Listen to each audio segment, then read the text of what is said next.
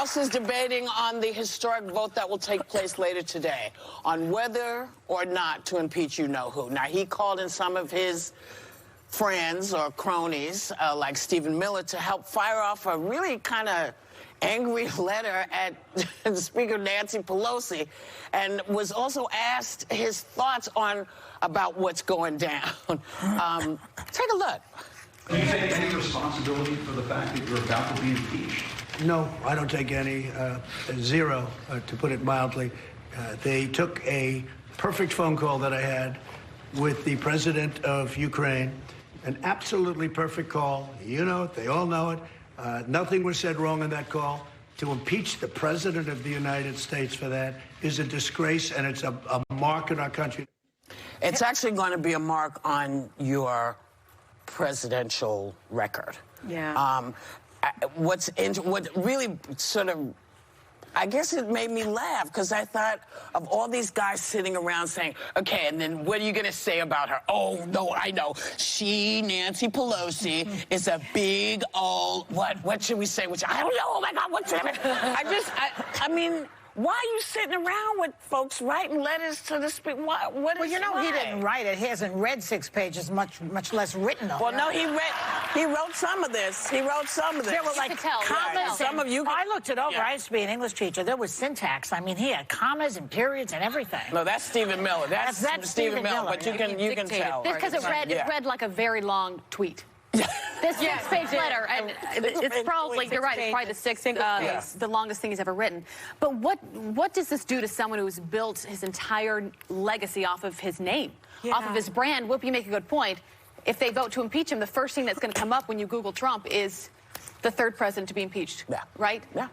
That's got to cause some severe insecurity. This letter, terribly written, a lot of grammatical errors, but it makes it a lot harder for someone like myself who's trying to take Trump out of it and think about the bigger picture of what impeachment means and how hard we should make it for a president to be impeached, because this letter was just complete narcissism.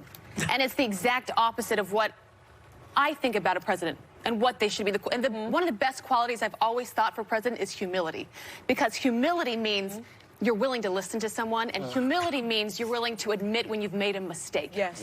None of those he did in this letter, and none of those he ever is willing to do. No. So you can't read this and think to yourself, is this what I always thought of to lead this country? Is this the type of person that I want my kids to learn from? It was very bizarre, and I mean, it's on the internet. You know, I hope people will read it. It's 6 pages. It's single space. It's pretty entertaining. It's very entertaining, but it's also bizarre. I've read it about 5 times because every time I read it, you know, I wear a Fitbit, and my heart kept on getting faster and faster, like my heart rate, because it was scary. First, I felt pity, then concern, and then I got scared. For the country, For the country. Oh, okay. Because I started thinking about the 25th Amendment, if I'm being honest. I started thinking about his fitness to lead the country, because it sounded like the rantings of someone that was unstable. Here's the thing. I was thinking, what's the motive for the hysteria? You know, this guy, we know if he doesn't win, he's out there, he could go to jail. And I think that he's really frightened. I really do think he's frightened. I mean, this guy used $2 million of foundation money for his own use that was supposed to go to veterans, I believe. You know, he has hush money to Stormy Daniels that's hanging out there as a crime. There's all sorts of things he's done. I don't think he thought this. I don't think he thought that. I don't think he realized the severity of what it means to be impeached.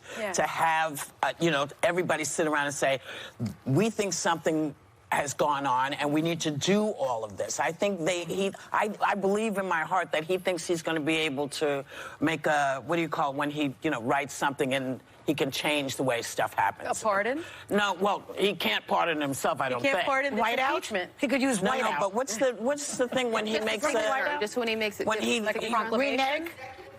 Thank you. An executive decision. Thank you. I think he thought he could make some sort of executive decision and shift this. And I think it's just starting to be clear to him that how serious this is. What a missed opportunity. But I think the letter is unpresidential, obviously, and very aggressive. Right. But the politics of impeachment we're going to be talking about probably for the next few months. Nancy Pelosi in March told the Washington Post, "I'm not for impeachment. Impeachment is so divisive to the country that unless there's something so compelling and overwhelming and bipartisan," which is the part that I zeroed in on, "I don't think we should go down that path because it divides the country." Now, 88% of Republicans are against impeachment. Tulsi Gabbard actually offered a censure for Democrats, which I thought that would probably be a better way to get Republicans on board to censure versus impeachment. And I was talking to some friends of mine last night who don't follow politics, and I envy their lives deeply, but they were under the impression that being impeached today means he's out of office. And I had to explain, it goes to trial, and then if he goes to trial and he's impeached from then he won't be able to run again. But the likelihood of it going to the Senate and passing through is almost nothing.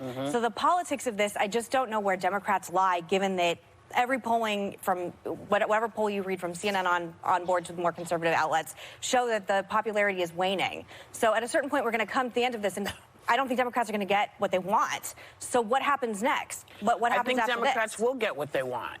I think Democrats are going to get what they want. And I think that this is no longer about getting him out of office.